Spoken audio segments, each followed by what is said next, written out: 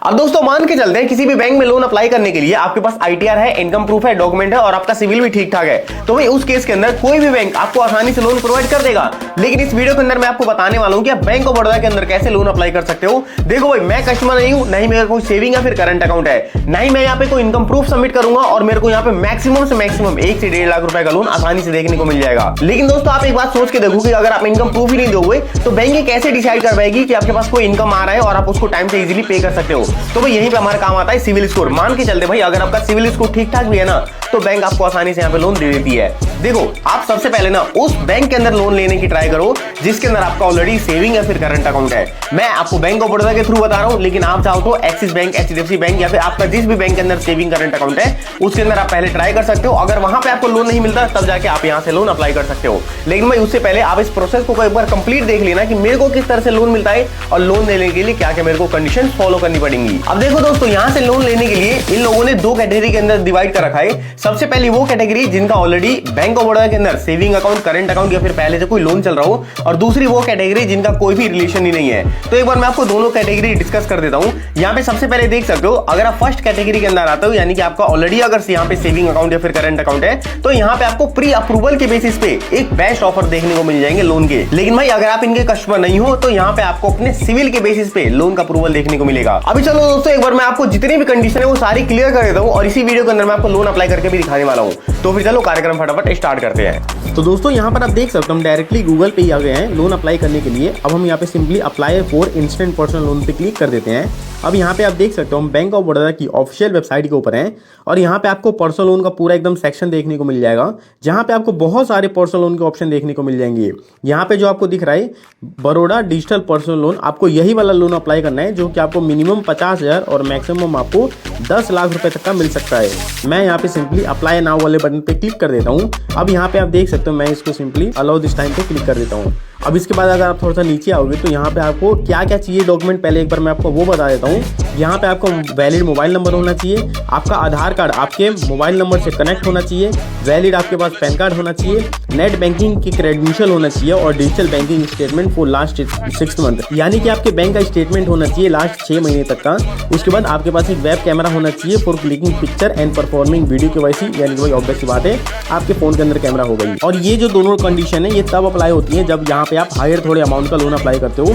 यहाँ पे आपको अपनी आईटीआर की आई फिलिंग मतलब क्रेडेंशियल जो भी होते हैं वो सबमिट करनी पड़ती है फॉर सैलरीड पर्सन और फॉर सेल्फ एम्प्लॉयड भी। अगर आप यहाँ पे मान के चलते हैं 1 लाख 2 लाख ऐसे अमाउंट का लोन अप्लाई करते हो तब जाके आपको ये देना पड़ता है। और अगर आप जीएसटी वगैरह भी भरते हो तो उसको भी आप यहाँ पे अटैच कर सकते हो, सेल्फ एम्प्लॉयड में भी और सैलरीड पर्सन में भी। अब दोस्तों अगर हम थोड़ा सा नीचे आते हैं तो यहाँ पे आप देख सकते हो हमको pre approval personal loan feature and advantage, एक तो ये सेक्शन देखने को मिल जाता है और दूसरा हमको digital personal loan feature and advantage, यानी कि अगर आपका ऑलरेडी सेविंग अकाउंट है तो उस केस के अंदर आपको कितने बेनिफिट दिए जाएंगे, अगर आपका सेविंग अकाउंट नहीं है तो उस केस के अंदर आपको कितने बेनिफिट दिए जाएंगे। एक बार मैं क्लियर करता हूँ।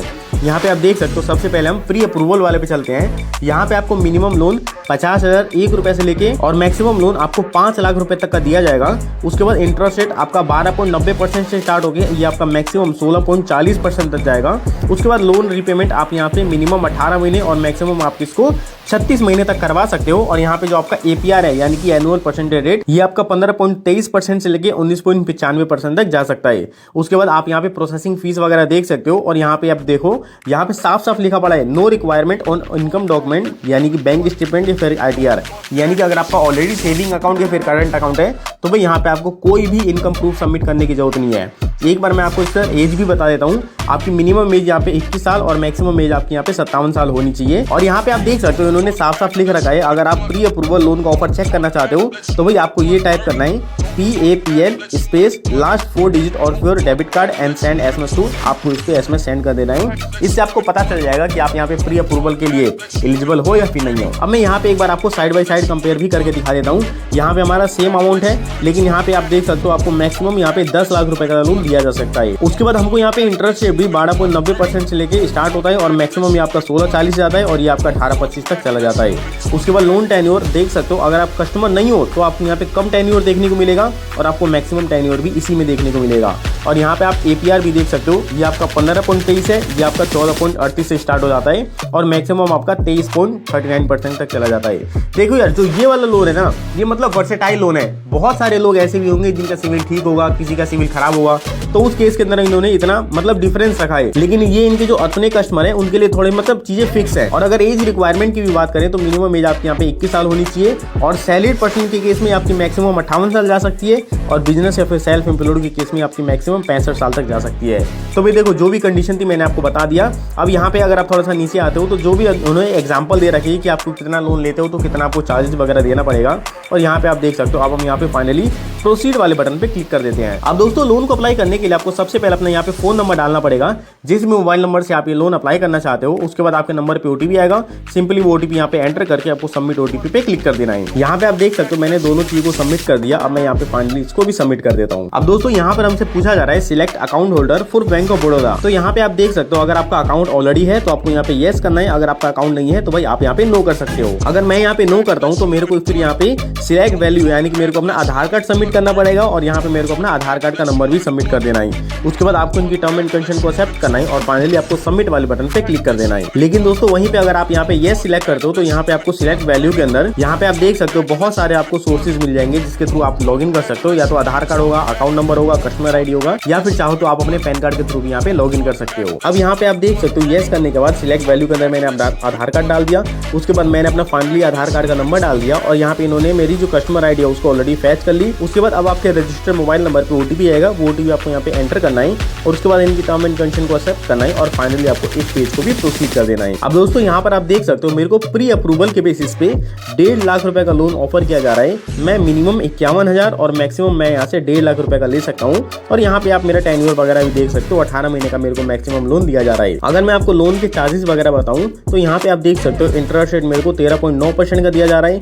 प्रोसेसिंग फीस मेरे को मतलब 2,000 की लगाई जा रही है। स्टैम्प ड्यूटी मेरी 325 रुपए की है, GST मेरी 360 रुपए की है और जो मेरी हर महीने की EMI बनेगी वो 3413 रुपए की बनेगी और जो मेरा नेट डिसबर्समेंट अमाउंट होगा वो मेरा 97,315 रुपए का होगा। तो भाई ये तो थे लोन की डिटेल। अभी चलो एक बार मैं आपको लोन अप्लाई करके दिखा देता हूँ यहाँ पे। उसके बाद आपको इनकी दोनों टर्म एंड कंडीशन को एक्सेप्ट करना है और इस पेज को भी प्रोसीड कर देना है। अब दोस्तों, यहाँ पर आप देख सकते हो हमारे सामने एक लोन एग्रीमेंट आ जाएगा। इस लोन एग्रीमेंट के अंदर जो भी आपके लोन के चार्जेस होंगे, प्रोसेसिंग फीस होगी या फिर जो भी हिडन चार्जेस होंगे, वो सारी चीज लिखी रहती हैं। अगर आप चाहो तो इसको पढ़ भी सकते हो, वरना भाई आप इसको मतलब इनकी टर्म एंड कंडीशन को एक्सेप्ट करके इस लोन को भी प्रोसीड कर देना। तो दोस्तों, मैं यहाँ पे finally continue to e sign वाले बटन पे क्लिक कर देता हूँ। अब यहाँ पर आप अगले पेज पे देख सकते हो हमारे सामने ई स्टैम्प डिटेल आ चुकी है।